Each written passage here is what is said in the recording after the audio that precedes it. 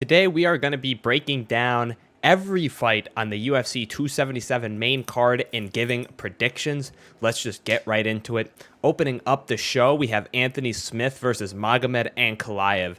And everyone seems to be looking at this as an easy fight to pick. Everyone seems to be thinking Magomed Ankalaev is going to steamroll Anthony Smith. At the time I made this little graphic you're looking at, Ankalaev was negative 530 and Smith was plus 360. I think Smith is like plus 450 and Magomed's in the 600s right now. I'm going to double check. So at the time of recording this, it's actually not too different. Anthony Smith is a plus 420 on DraftKings and Magomed Ankalaev is a negative 540.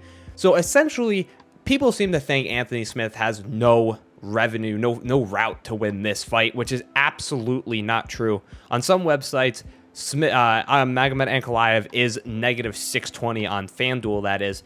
So people seem to be thinking that Magomed Ankalaev is going to steamroll Anthony Smith, and I don't see that. I don't see it as a plus 360, plus 400 to negative 600 odds type of fight. Anthony Smith is an absolute dog. Just take a look at his record, 36-16. Now, I know on paper, 36-16, you're like, I don't know, man. I favor a 36-16 record. Not that I'm reading too much into records. I know both of these fighters. I'm not just looking at numbers here. 36-16 is way more valuable to me than 17-1. 17-1 is impressive, don't get me wrong. I'm not saying that whatsoever, but I think a major reason why Smith is such an underdog is that record, is the fact that he has lost almost as many times as Magomed has won. You know what I mean? Let's also take a look at Smith's submissions. He has 14 submission wins. If you take a look, Magomed Ankalaev has one loss, and that was by submission. It was by Paul Craig with 1 second remaining, by the way, and I think that's important to note. 1 second remaining. Magomed could have held on for one more second and he would be undefeated. But that's not the case. Magomed is not undefeated. He has been submitted. Now, you might just think, okay, well, this is going to be a striking match. And I don't think that's necessarily true. I'm going to pull up the UFC stats page here. Now, if we look at grappling, Magomed Ankalaev has a 33% takedown accuracy. He has an 85% takedown defense. Anthony Smith's not going to be shooting for the takedowns here. But take a look at this. Takedowns average 15 minutes is 1. And if we start diving deeper into his fights, Magomed does like to shoot. Let's take a look at this Thiago Santos fight right here. This is just so I could show you guys in case you don't remember the fights, or if you don't remember how this happened, or if you didn't watch this fight, I don't blame you. Thiago Santos versus Magomed Ankalaev was a very boring fight. But let's take a look at it round by round, right? Magomed on bottom, rounds 1, 2, and 3, no takedown shot. Round 4 and 5, Magomed Ankalaev shot one takedown and landed it. Round 5, he shot one takedown and missed, right? That was a 5-rounder. He ended up getting about a minute of control time in the 4th and over half the round in control time in the 5th, but that's against Thiago Santos. And you might be thinking, okay, that's a 5-rounder, but let's take a look at the Volkan Oezdemir fight. Let's go per round. Magomed Ankalaev on top here. He shot a takedown in the 1st. Magomed Ankalaev, he shot 2 takedowns in the 2nd. Magomed Ankalaev, he shot 1 takedown in the 3rd, shot for 4 takedowns, got one of them against Volkan Oezdemir. Nikita Krylov, let's take another look at this. Magomed Ankalaev shot for 2 takedowns against Nikita Krylov in the 1st, 2 takedowns in the 2nd, and 5 takedowns in the 3rd. He shoots a lot is the point I'm trying to get at. He doesn't land a whole lot, but he does shoot a lot. We take a look at Nikita Krylov, a very underrated fighter, I guess I'd say. A very inconsistent fighter as well. Like, he looked insane against Alexandre Gustafsson. Terrible fight IQ against Paul Craig. Magomed, he looked decent. He lost, but he definitely got some momentum against Magomed in that fight. Either way, let's not detract too far from the point. Let's go back to Anthony Smith.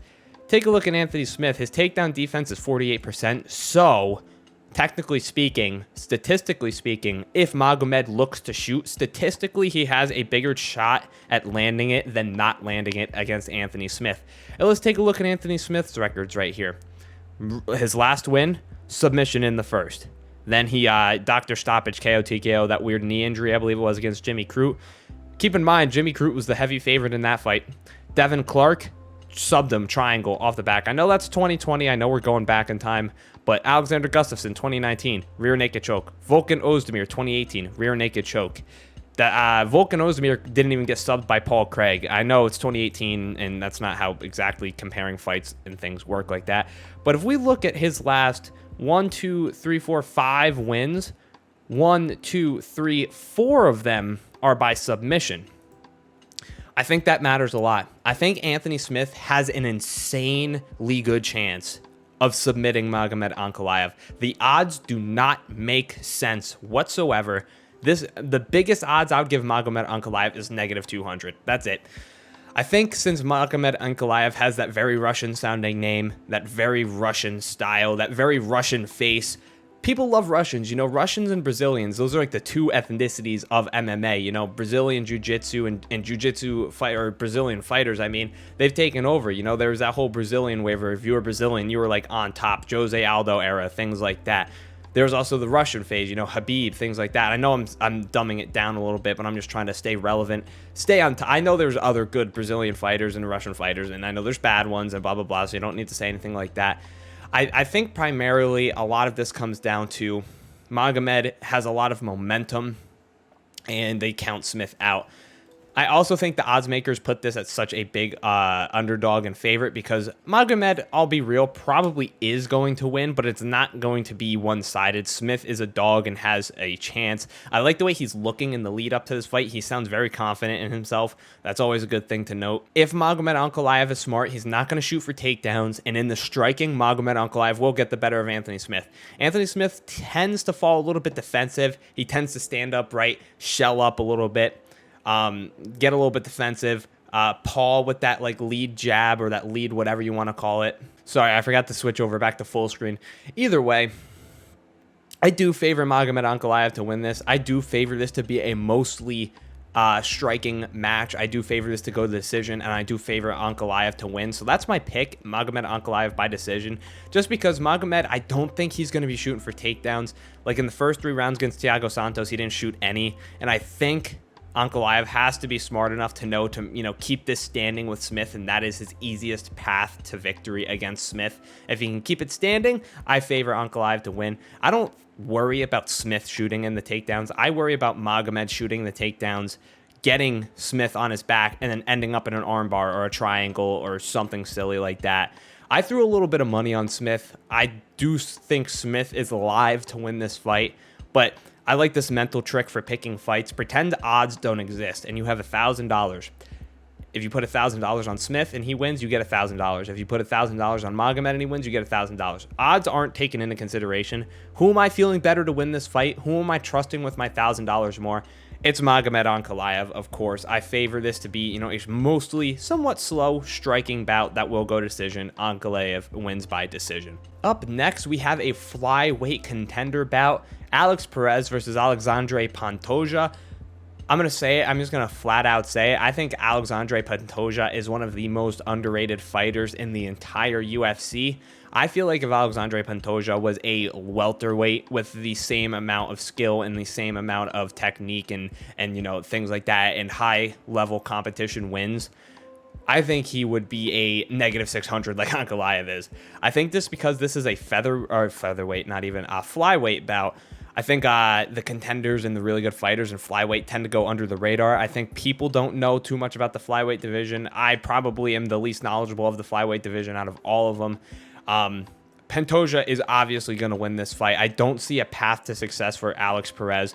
Pantoja, I favor him. He's got the better wins. He's got the better UFC experience, and I think he's just more well-rounded overall. There's not a whole lot to say about this because I think the odds are right here. I think the favorite is the favorite to win this fight, and I just don't see a success for Alex Perez. I don't see any paths he can take to find success is what I'm trying to say. They have similar records, don't get me wrong. I think Alex Perez is a little bit pushed just because he's from, what is it, Dana White's Contender Series. I think that's what he's from. He's the only one from Dana White Contender Series to fight for a title, if I'm not mistaken. And I think they want to boost the legitimacy and the importance of Dana White's Contender Series. And I think that's why they put Alex Perez up in these situations that he is, to be like, hey, look, that's the Dana White Contender Series guy. Don't get me wrong. He's not bad. I'm not saying he's a bad fighter. I'm not saying he is a lacking fighter. He's a good fighter, but he's not on Pantoja's level. It's just true. I think those 3 inches of reach are going to hurt him a little bit as well. And I think Pantoja's got this everywhere. He can beat He can beat Perez anywhere. He can take him down. He can submit him. He can knock him out. He can also just win 30-27. There's no universe I see Perez. Don't get me wrong. It's not like I think this is going to be a one-sided beatdown. I don't think we're going to get like Max Holloway versus Brian Ortega vibes from this. But Pantoja is legit. He has beaten top. Let me pull up to you guys. Let me pull up who he has beaten. Let me switch back to UFC stats. And you take a look at Alexandre Pantoja. Who has he beat? Look, he beat Brandon Royval by submission. He beat Benel Kopp. He lost to Askar Askarov, but that's not a bad loss at all. He beat Matt Schnell. You know, questionable of how good of a win that is. You know, Matt Schnell looked really good against Suma Darji, but other times Matt Schnell is really unreliable. He lost to Davison Figueiredo, who is the champ, in my opinion, the best flyweight. He beat Brandon Moreno, and he also beat Brandon Moreno in a non-professional bout. I think it was a tough fight or something like that. Either way, I don't know, man. I just really like him. I like him everywhere here. Take a look at his stats real quick. He's landing 4.24 strikes landed per minute with an accuracy of 48%. He absorbs 3.34 a minute, which isn't terrible, but a striking defense of 55%. Here's what I really like, though. He's got a submission average of 1.1 and a takedown average of 1.26. I expect him to grapple in this fight. And since we're on the website, let's just head over. I know Alex Perez has an 87% takedown defense. I know he defends takedowns really, really well. But I think that Alexandre Pantoja is going to be able to switch from striking to grappling, sneak in those takedowns and things like that, and be able to take him down and submit him. I really think it's possible. This should be an absolute banger, though. At the end of the day, that's my real prediction. I got this being an absolute banger fight. Just because they're flyweights, do not miss this fight. I expect fireworks out of this, but if it's not obvious, my pick is going to be Alexandre Pantoja. And if I had to pick a method of victory, it would be tough because, like I said, I do truly believe that he can beat him anywhere. But I'm going to go with him by submission. I favor decision. I don't really see him getting knocked out, tell you the truth. I mean, I know Alex Perez has been knocked out by Joseph Benavidez, and he has been submitted by Davison Figueiredo. Those are top guys, but I think Alexandre Pantoja is a top guy. I favor him to win by submission, but I think Alex Perez is pretty tough. He could go decision. Main point, though, is that I have Pantoja to win. I like to throw in his victory of how he's going to win. Screw it. I'll go by decision. I think Alex Perez is going to hang in there. Probably 30-27 or so. Up next, we got a very interesting fight to talk about. We have the Black Beast, Derrick Lewis, taking on Sergei Pavlovich. Now, I think Pavlovich should win this fight. Everything on paper and in reality favors Pavlovich to win this fight. They're both 6'3". The difference is that Derrick Lewis is 37 years old. He's coming off of a knockout loss. He seems to be towards the end of his career. He had that title fight. You know, he had that culmination of that title fight where he got dominated. Obviously, he's going to get dominated. Cyril Gane is that next level, that evolution of the heavyweight division. He's like that outlier. Him and Tom Aspinall, they're that next step in the heavyweight division that makes heavyweight way more exciting and interesting and predictable. Not in a bad way, though, but heavyweight's more two big guys that are just essentially standing in front of each other, throwing haymakers, hoping to land theirs first. Cyril Gane and Tom Aspinall are the antithesis of that. They are technical. They've got Cyril Gane doesn't have takedowns. Tom Aspinall has takedowns. They've got head movement. They've got it's different. These two are not those fighters. You know, they don't have that technique. They don't have that. These two are just big dudes that want to stand in front of you and swing until the other is knocked out. This fight is going to end in knockout. That much I am sure of. Either Derrick Lewis is getting knocked out or Sergei Pavlovich is getting knocked out. It's a near pick'ems fight.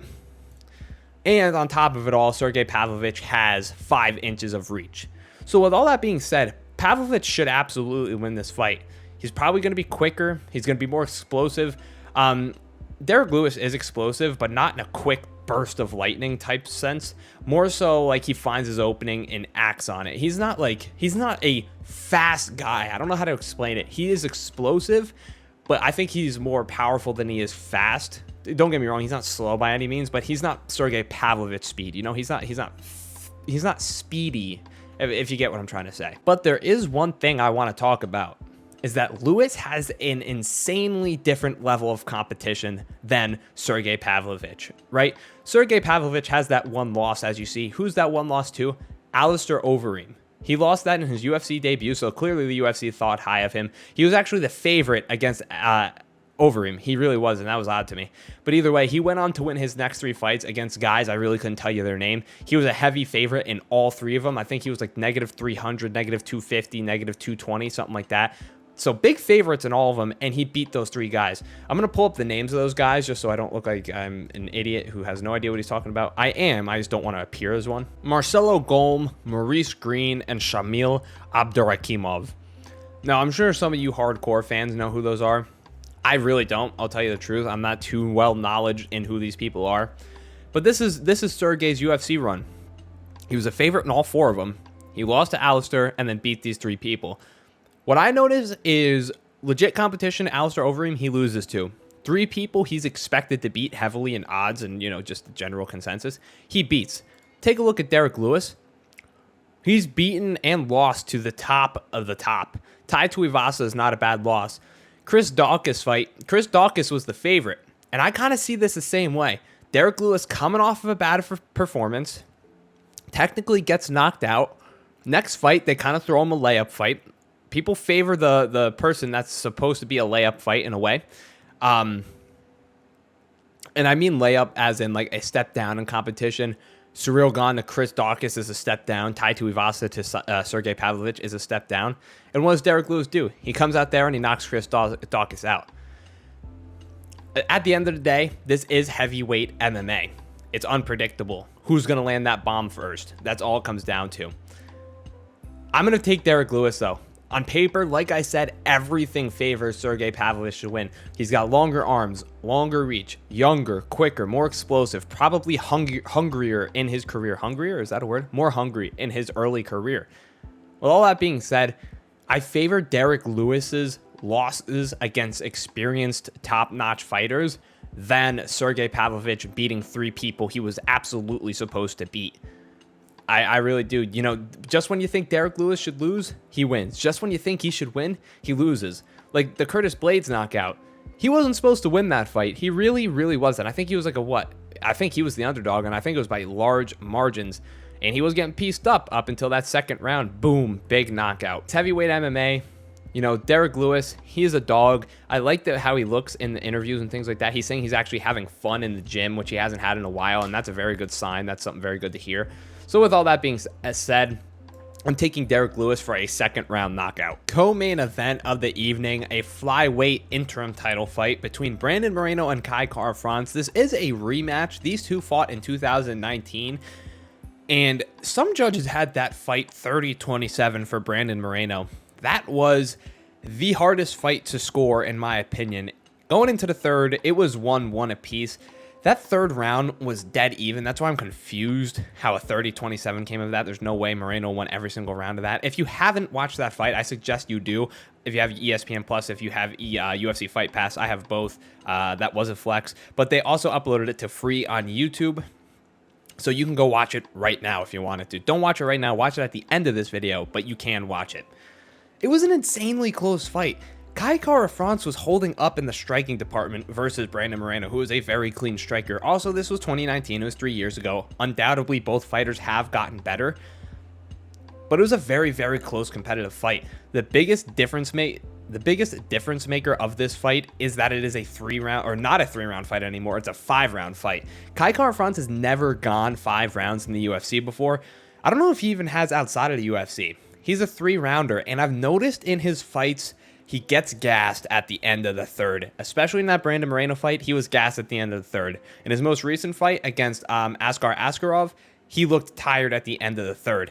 That was another close fight. I don't know how Kai Kara-France won that. I truthfully think he lost that fight, and I think I'm starting to sound like a Kai Kara-France hater. I want him to win this fight, but it's true. I really thought that Askar Askarov won rounds, 1 and 3, I think. I think it was 1-1 heading into the 3rd as well. And I think that Askar Askarov did enough to get that 3rd round, but he didn't. Kai Kara-France was the winner of it.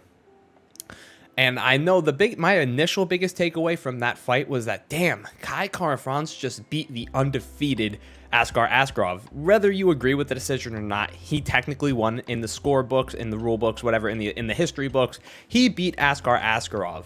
But I think it's a little bit different than fighting someone like Brandon Moreno. Kai Kara-France knew Askar Askarov was coming out there to take him down. He worked on the takedown defense, and he knew that the striking realm was his, right? Brandon Moreno is going to be able to switch it up perfectly, and I think that's where Kai Kara-France has had troubles in the past, and will have troubles again in this second fight. I don't think Moreno even shot for a takedown in their first fight. I don't remember him doing it. I watched it like a day or two ago. I don't think grappling was initiated at all in that fight, but Moreno's in a new camp. He's training in, I think, Kansas City now. He's training in an American gym. You know, American gyms are going to teach and train takedowns and grappling. Well, not grappling, but takedowns and wrestling. I think a little bit more than, what was it, a Mexican gym he was in before. I think that Brandon Moreno is probably going to try for some takedowns in this fight, and Kai Kara-France has good takedown defense. He showed insane takedown defense against Kai Kara-France right now, against Askar Askarov, especially in that first round, that one stuffed takedown where he held on. He was in a single leg, and he used his body weight to post off of Askar Askarov's shoulders. That was insane. Kai Kara-France showed that good takedown defense, but he also got taken down quite a bit, and he got backpacked quite a bit, and he survived. But I think Brandon Moreno probably has a bit better subs than Askar Askarov. That may be a controversial take, but I think it's true, especially with this being 5 rounds. Unfortunately, I'm just going to cut to the chase. I don't see how Kai Kara-France can win this. I got Moreno with either a late sub, late stoppage, or decision. I favor it to go to decision. I think Kai Kara-France is going to be super competitive in those first 3 rounds, but I think as the fight goes on, he's going to start giving up rounds. He might even get 10-8'd later on, just because we don't know how he's going to hold up in that 4th, especially in that 5th round, because he is tired at the end of the 3rd. Against Askar Askarov, he was tired in the last bit of that fight. Against Brandon Moreno back in 2019, he was tired at the last bit of that fight. That shows you from 2019 to 2022, he was still a little bit tired by the end of those 3 rounds. Now, maybe that's because he knows it's a 3-round fight, and he knows at the end of those 15 minutes, he has to have given it his all. Maybe he's going to pace himself a little bit better, but these are maybes. These are what ifs. We don't know. I think Brandon Moreno's the better fighter. I think he's got 5-round experience, obviously. He's got better names on his record. He just shows better technique. Kai Kara-France may be a little bit better in the striking, but Moreno has an insanely good chin. He has taken bombs from Deiveson Figueiredo, and I think he's only been dropped once by him. And that dude hits like a freight truck for 125. Brandon Moreno might take him down, might go for some submissions. I think that if he sneaks them in, he can do some work, get some control time, things like that. But even on the feet, I favor Moreno. I do. I think Moreno's, especially those Deiveson Figueiredo fights, have helped him a lot. He's changing up camps, and I like Moreno in this fight. Kai Kara-France is live to get a quick knockout, not like 10, 15 seconds quick, but, you know, a flash KO in a way. Kai Kara-France throws bombs. I know Moreno has a good chin. It's not likely, but that is his path to success if he has to find one. He has to find one to win, obviously. But if he does execute it, that's how he goes about it. I'm explaining this terribly, but I'm saying that Kai Kara-France's path to success is to just land that bomb. And I don't think Moreno leaves himself open for shots like that. I don't. So I got Brandon Moreno by decision. And up next, last but not least, the main event, the rematch, Julianna Pena versus Amanda Nunes. I think this main event comes down to a battle of the mindset between Julianna Pena and Amanda Nunes, because we know that Julianna Pena has the skill set to beat Amanda Nunes because it happened. And we know that Amanda Nunes, well, can I say we know Amanda Nunes has the skill set to beat Julianna Pena? We know that Amanda Nunes has the skill set to become the best women's fighter on earth, right? But is this her kryptonite? Everyone has that Achilles heel. Is Julianna Pena that Achilles heel? We don't know. This fight kind of solidifies that yes or no question. Amanda Nunes says there's a bunch of excuses going into that first fight. She was coming off of COVID, which isn't an excuse. That's just a straight up fact. And as someone who has had COVID, she's not lying to you. She's not capping when she says it fucks with your cardio, dude. It does. I think it took me 2 or 3 months to be able to work out again from like first day of having COVID. And from that point, 2 or 3 months, dude, when I went back to my job, like it took me like 3 or 4 weeks just to get back to my job to be able to, you know, feel decent. And I'm a relatively healthy guy, I'd like to imagine. I think I'm a really healthy guy, actually, compared to the average person. You know, I eat right, I work out, all that. I'm not overweight anymore, things like that. COVID should have not hit me hard. And, dude, I was in bed for at least a week straight and then felt like shit for that second week. And for that third week, it was like recovery time. And by the end of that third week, I was pretty much good. But dude, it fucked with my cardio so bad. When I went back to work, I was legitimately gassed. Not gassed, like, I think it was different though. It's different than feeling gassed as in like, wow, I just ran 3 miles. I am gassed, exhausted. It was just hard to breathe. I was just out of breath from walking from the front of my job to the back of my job, which is maybe like a 15, 20, 30-second walk max. I was gassed. I was like, like it felt just like my breathing was restricted. Not like I just ran a mile or two. Not that kind of gas, just breathing felt restricted. And, you know, that does kind of show the same as being gassed. Amanda Nunes has gone 5 rounds before with Germaine de Randamie and others. Germaine de Randamie is just the one that pops to the top of my head. That was a close fight too, by the way. We know Amanda has that 5-round cardio. Not the best 5-round cardio, but she can get to that 5th round. Like she did it with that one girl, that one like French-Canadian girl. What the hell is her name? Felicia Spencer? One of those two. I don't know women's MMA. Not a big fan of it, tell you the truth. But we know Amanda Nunes did legitimately look off. Now it comes down to, were all those excuses legit? Did COVID mess her up that bad? I believe that's entirely possible. I believe that's probably the truth. Was she coming in with an injury? Was she on an off night? Did she have bad training camps? That part we don't know. We really don't know that. Julianna Pena beat her somewhat, or pretty convincingly, despite all of that. I mean, Julianna Pena, you know, she was getting hit with that leg kick pretty good. That was working really, really well. I think Nunes just went in there overconfident as hell, expected a quick knockout, and didn't have that happen. Julianna Pena is hard to knock out. As you can see, she can take some bombs. And I don't expect that to change in this second fight. Like I said, I think it comes down to a battle of the mindsets. Were all those excuses true for Amanda Nunes? I think some of them were, but how much of them were true? How many of them were true? 1 or 2? Yeah. All of them? I don't think so. Amanda Nunes may be tapped out, you know, mentally of this game. She's got a kid now. That kid has a beautiful mom and mom. Good for that kid. She's got a wife now. Things like that. You know, she's talking about, you know, her career being great in a press conference or an interview, not a press conference, an interview with one interview. I don't remember who it was, but she was like, you know, my career, I've done everything I did for my career. I've done everything I wanted to do. And that's like, okay, well, it sounds like you're kind of, what are you going for now? You know, if you already did everything, why are you still going? Is Amanda Nunes tapped out? She's out of American Top Team. Not that I don't think too highly of their gym. I think idolizing any gym is kind of silly, but American Top Team is especially one of the most overrated ones. She's with her own gym now, and that could be a bad thing. I view that as a bad thing. Is she looking at that as more of a business adventure or like, you know, a thing for her growth? I think it's more of a business venture. You know, I think it's more for her post-fighting. You know, she wants to be the gym owner and have people come into her gym and have that revenue stream from when she's done fighting. So I think it comes down to a battle of the mindsets, like I've said a million times. Julianna Pena, her mindset may be worse than the first fight. Think about it. She went into that first fight. She's like, I've got absolutely nothing to lose here, right? She went into that fight like, what happens? I lose and I'm not the champ? Well, I'm already not the champ. I've got nothing to lose here. Now she's on top of the mountain. She's got the bullseye on her back. She has something to lose. She has everything to lose. Is she going to be a bit more preserved now? Is she going to be a bit more timid? Is she going to be a bit more scared? I don't know. This one is insanely hard to predict. I don't know why the odds are like this. Betting wise, I put money on Julianna Pena just because this is so 50-50. The value is on Julianna Pena. Is Amanda Nunes going to show up as the old Amanda Nunes? If she does, if all the excuses are true, Nunes is getting her belt back. But maybe she's coping. Maybe she's coping with the fact that she's kind of at the end. Maybe she's a bit washed now. She's not insanely old or anything. She's 34. That's like still valid fighting age. This one's insanely hard to predict. I'm talking and talking because I don't have my pick yet. I really don't, dude. Julianna Pena did beat her. But Amanda Nunes definitely wasn't that Amanda Nunes we know. That was a different Nunes we saw. Is that new Nunes like that Nunes of now? You know, is she just like washed? Or was that a truly one-off performance? And is she going to become double champ again and stay on top? For betting, this was easy. I was picking Julianna Pena just because she's the underdog and this is such a close fight. I learned from the Peter Yan and Aljamain Sterling fight.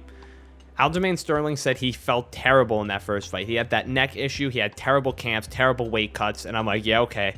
Cope harder, dude. He came out and made Peter Yan look bad in that second fight. And I told myself I was never going to make that same mistake again. Nunes is somewhat in the same situation. It's not exactly the same because I know Amanda Nunes is at the end of her career. It's obvious. Aljamain Sterling is not at the end of his career. He's still got time. He's still got things to do, things like that.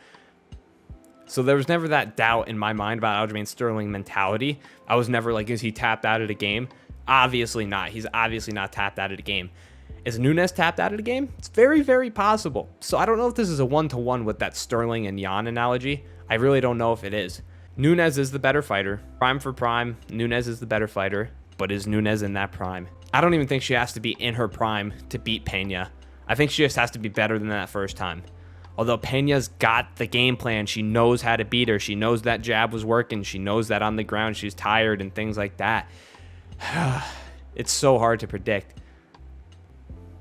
Is the momentum swinging to Julianna Pena's favor going to hurt Amanda Nunes' psyche? Right? Nunes is used to being like, looking like invincible. And now Nunes doesn't look invincible. There's worries of her losing again. How's that going to make her feel? Is she worried herself? Is the momentum not being completely on her side going to hurt her psyche? There's so many questions to this. It's really, really hard to tell.